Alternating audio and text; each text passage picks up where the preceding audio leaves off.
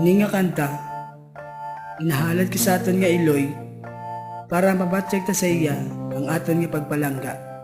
Nay, ang kanta nga ini, para gid sa imo. Para sa tun iloy, wala yataging pabayan. Grabe gid ang pag-atipan. Salamat nay sa tanan-tanan. Ini nga hambahanon para sa aton iloy. Sa pagbuligya sa aton wala gid sa nakapoy. Kay tungod gusto ya nga magdako tanga matarong. Iya patan na sugat kung sa barkada taga-tambong. Iskan ano kabudlay iyagyapon ginaobra, para maipabalon siya sa aton pag-eskwela. Gani salamat si Munay kay imo gid ko ginbuligan. Sa akon pagdako wala mo gid ko ginpabayan. Imo ginaantos biskan ikaw ka sakripisyo. Imo gyapon na batong kung ano manda sa lako. Tanan nga pagpalangga imo gid ko ginhatagan. Ikaw katudlo sa akon sang insakto nga alagan. Gani ikaw lang gid janay ang akon nga inspirasyon. Biskan ano pa matabo hindi ta kapagbaylohon. Kaysa akon nga matada mo na luha nga nagawas. Diri sa akon dughanay hindi ka gid mabanas. Para sa tun iloy, wala yataging pabayan. Grabe gid ang pag-atipan. Salamat nay sa tanan-tanan. Tani pasensyahon muna ang akong ginhimo. Hindi na napamatabo mga sala nga nahimo.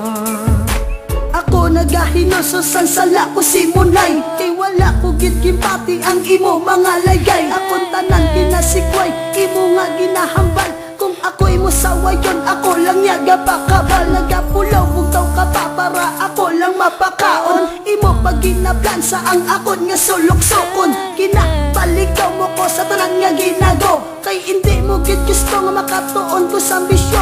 Nga malain kag makagubas ang akon kalawasan. Ikaw katudlo sa akon sang mayo nga pamatasan. Para ang hantom ko hindi sa hangin maglupad. Hindi na matabo kay ara ka sa untupad. Nga nagabantay sa akon para wala may matabo. Gani pasensya lang gidlay sa mga sala ko ginhimo. Kay ang gusto mo lang tani nga ako mangin matawhay. Salamat sa Ginoo kay ikaw ang ako nanay. Para sa tun iloy, wala yataging pabayan. Grabe gid ang pag-atipan. Salamat nay sa tanan-tanan. Tani pasensyahon muna ang akong ginhimo. Hindi na napamatabo mga sala nga nahimo.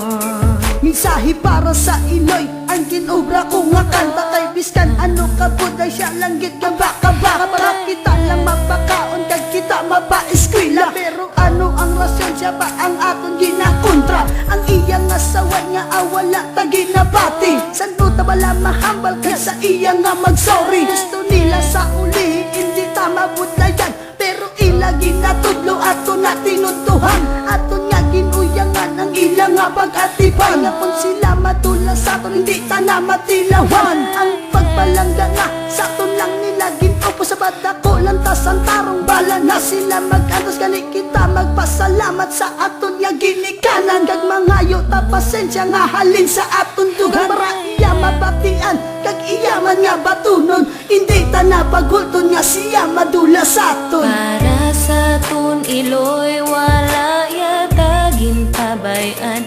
Grabe gid ang pag-atipan. Salamat nay sa tanan-tanan.